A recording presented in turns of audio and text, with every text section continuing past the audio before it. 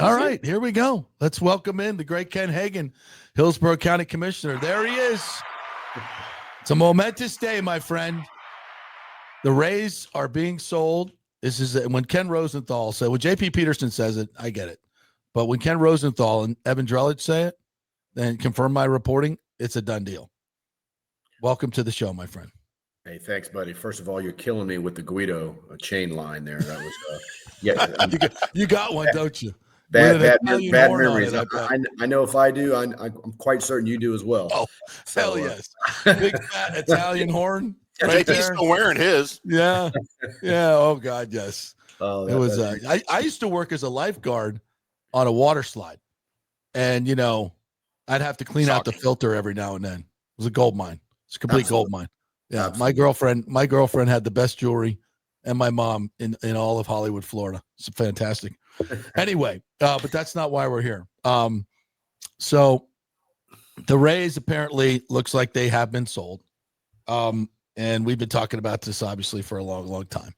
And what obviously you've come on this program weeks ago and said you're very confident you can get a deal done. That's what people want to know. Where's the stadium going to be? Does Hillsborough County have money?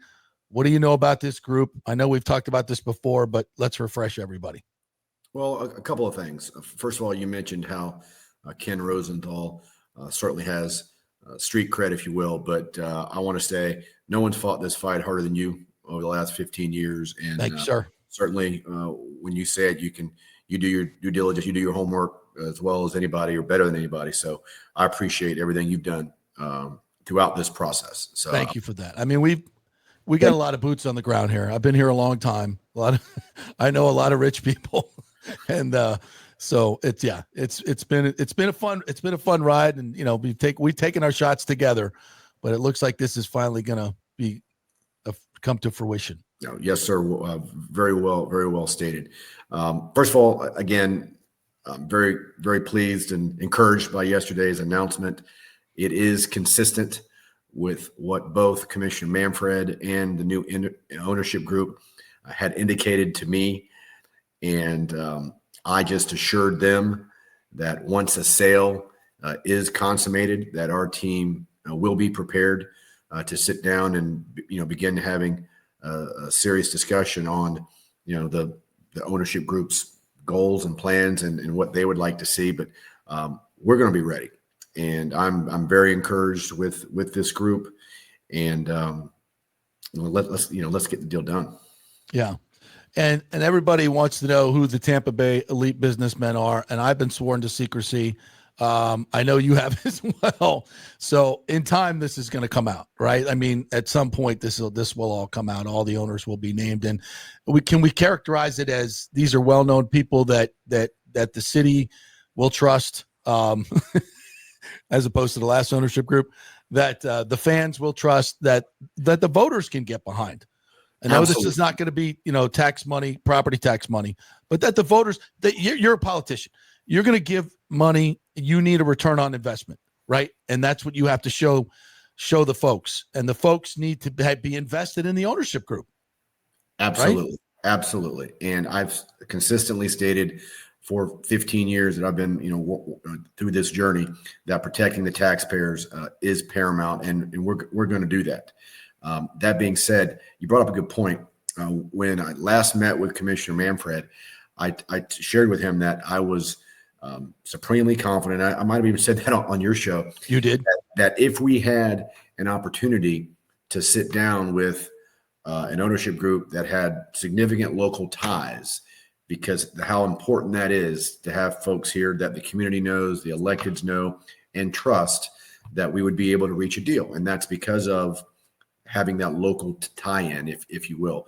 Again, I didn't know Patrick before.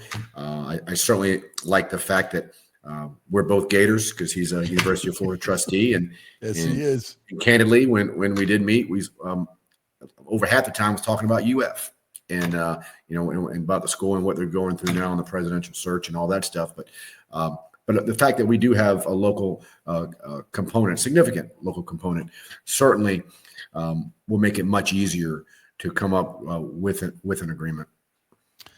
Can you give us any type of indication of where the money's going to come from? We talked about the sits last time you were on.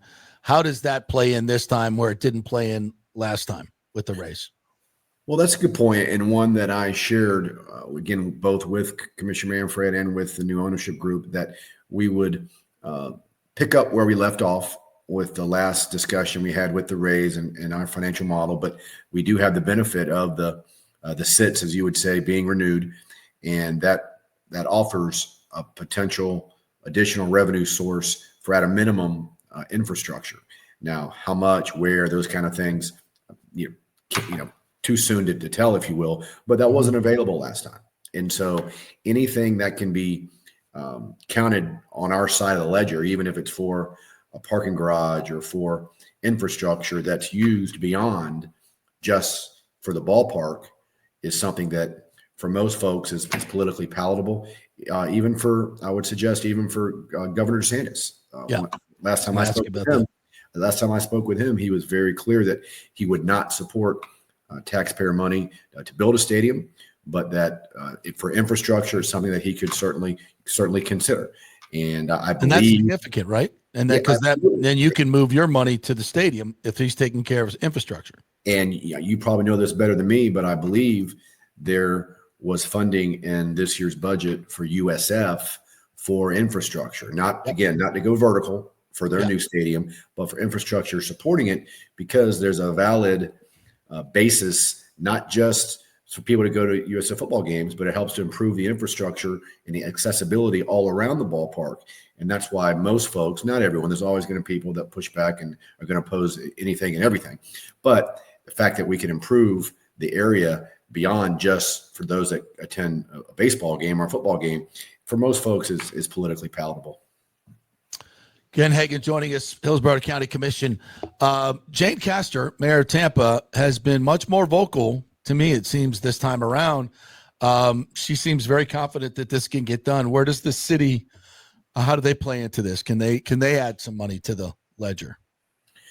Well, I think the most important thing, and it's what I learned very early on when I started going down this journey and studying previous ballpark efforts in other communities, that it was truly critical to have the buy-in of all of the jurisdictions, if you will, for the city, the county, the sports authority, because those are the three entities at the end of the day that'll be voting on any type of ballpark. And so our team consists of myself, Mayor Castor, Eric Hart, CEO of the Sports Authority, Bonnie Wise, County Administrator, and John Bennett, the City of Tampa, or the Mayor's Chief of Staff. And so we are one team. We work together. It's not one trying to up the other. We're all reading from the same hymn book, if you will. Mm-hmm. And so that's a benefit. I know Miami had challenges with that many moons ago, building their ballpark, and I wanted to ensure that that wasn't going to take place this time around. But the mayor is fully supportive of this effort. Mm-hmm. Again, it goes beyond just the mayor. It involves city council with the county commission. It goes way beyond me. Mm-hmm. At the end of the day, it requires 4 votes of both bodies. And what would likely be the scenario, as what we've done with renovation agreements to Amalie Arena and Raymond James in the past, is assuming we can get to an understanding or a term sheet. We would 1 week. We would have 3 votes. The Sports Authority meets on Tuesday afternoon. County Commission meets Wednesday morning. City Council meets Thursday morning. So it would be a series of votes Tuesday, Wednesday, Thursday. That would is how it would play out in all likelihood. Do you have any idea what the numbers might be? It's my understanding that this group has some deep pockets and they want to do development and around it, which obviously developers will pay a portion of it. And there can be some special taxing districts, right? If it's in the city. Tell me a little bit about how that helps pay over time, correct? Kind of pay as you go. Accurate. Yeah. Unfortunately, I don't have any specificity as far as exact numbers. Right. I did confirm with the new ownership group that development will be a part of the deal, and it frankly it has to be. unless you're insanely wealthy and have the ability to come in and bankroll a $2 billion ballpark and increase your payroll and do all the things that you have to do, which is highly unlikely and really doesn't exist in today's environment. You're going to need those creative financial sources in order to make the numbers work. And so development is going to be a part of the deal, irrespective of the particular location. So confirm that with Patrick. And so again, our model was heavily user fee based. It was heavily based on tourist tax dollars, on CRA dollars that can only be used in a certain specific area, creating a CDD, where essentially the property owners are taxing themselves. Mm-hmm. Again, it's not relying on general revenue or property tax dollars to finance the ballpark. And so I've always told folks that the devil's in the details. And at the end of the day, if it's a raw deal, if it doesn't protect taxpayers, I'll be the first one to vote against it. And it won't get support. But I'm confident that with this group that we can come to an agreement that's a win-win. Yes. For the organization and team, but also for the taxpayers of Hillsborough County and the city of Tampa. And I think that's what we've said, and we got a lot of new viewers, so maybe they're not aware of this, but we've been talking about this since the Tampa original deal, and then the St. Pete deal and other deals have been talked about. And you look around the country, and Tim can chime in here if he wants about Texas. They build stadiums every week. You have to, if you have willing ownership and you have willing municipalities that know what they're doing, these things can come together rather quickly, and they can come together very well. But you have to have them working together, and that's never been the situation with Stu Sternberg. It's always been this, and so this is what's going to make this deal so much easier. Anytime we build a Starbucks in Dallas, they have to build a stadium next to it. That's how we do it. Hey, I'm jealous. I'm envious. Right. I've been to Globe Life. I've been to the other ballpark there that's still there. Yeah. In Texas, I guess they're using it for rodeos or something. I don't know. But but they have a wonderful model, as does with their Texas Live. Yeah, Atlanta as well. I was out there for the World Series, and you go into the restaurants there, and you have dinner, buy a couple beers, you get your bill. I don't remember the exact percentage, but a certain percentage goes toward paying for the ballpark. Right. Atlanta, again, and you're well aware of the Atlanta situation with the battery there, that they've tripled their tax base and all the revenues that come in. But that was just an example of how the Braves led the process. They came forward with their commitment. They brokered that deal in 3 months. Yeah. 2.5 in Atlanta when it happened. We broke the story on our morning show. Nobody knew. Nobody knew. The CEO of the Braves, Terry McGurk, walked me through the entire process. I mean, they had code names and different words they were using, but 2.5 years later, they were playing ball. Yeah, think about it. We've been on this journey for 15 years, but that's because the current ownership group refused to lead.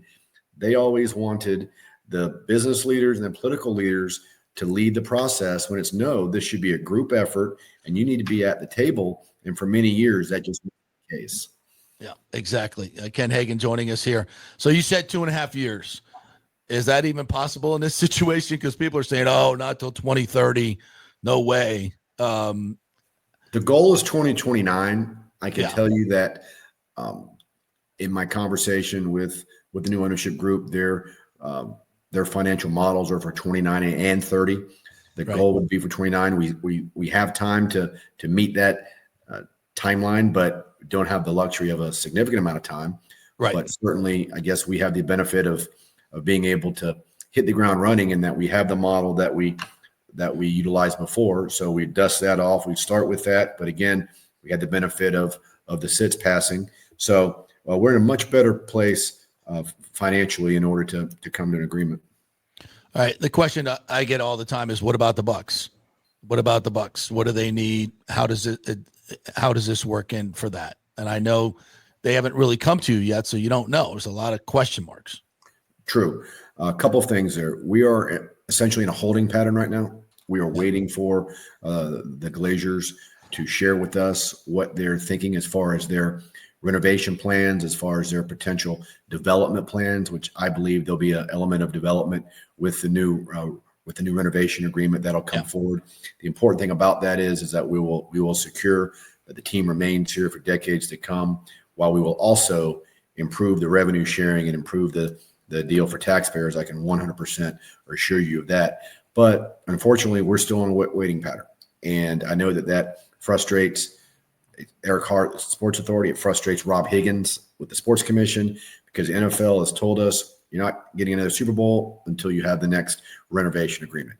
Raymond James is a fine stadium. It has a significant shelf life left, but it doesn't. We do not need a new stadium, but we do need to keep it up, technologically efficient, keep it one of the better ballparks in the country. Again, it's not a Allegiant Field. It's not a SoFi out in LA, but it's still a damn good it's a great field. stadium. And every year, Ray J gets ranked in the top 5 as far as facilities, and it's something that Eric Hart, the Sports Authority, is very, very proud of. End of the day, though, I'm not worried about capacity when it comes to financial capacity, when it comes to the Rays, the Bucks, and the Lightning, because they're, for the most part, going to be different revenue streams. And I can also tell you that hopefully within the next 2 months, we'll have the Lightning renovation agreement in front of us. We'll approve that. So that'll be one step, one box that we can check. And again, we're still in a holding pattern for the Buccaneers. But I believe that'll come forward here relatively soon. Yeah. Well, anything else that I've missed here that we need to throw out there? So it's it's exciting. I'm very enthusiastic. I'm encouraged about the news, and hopefully it won't take too long for the deal to be consummated and for MLB to approve the new ownership group. I strongly believe they will, based on my conversations with Commissioner Manfred, and then I'll be picking up the phone and we'll be getting to work. Awesome. Well, Ken, thank you again for all your political capital that you've spent on this. And, some members of the media have noted you talk a lot, and we appreciate you talking to us, and maybe they'll mention where they heard your words in their stories. That would be nice. So thank you for coming on this show and talking to the fans and always keeping them, abreast of what's going on. Your communication has been tremendous. Your work has been dogged. It's been awesome. And without you, none of this happens. None of this happens. Very much, from the bottom of my heart, appreciate your kind words. And I've always tried to be as transparent as possible, while acknowledging you cannot negotiate in public. You cannot put ourselves in a position where you're negotiating against a St. Pete or some other area. And so it's a fine line, but I really do try my best to be as transparent. And when there are substantive updates, I try and bring it forward. And again, like I said earlier, keep fighting the good fight. We wouldn't be here without your efforts as well. So appreciate it, buddy. Well, thanks, partner. Thank you. Keep go to work now. Go get this thing done. The work just started. 15 years in the making. It's just starting. Go to work. Sir. All right, buddy. Have a good one. All right. Thank you. The great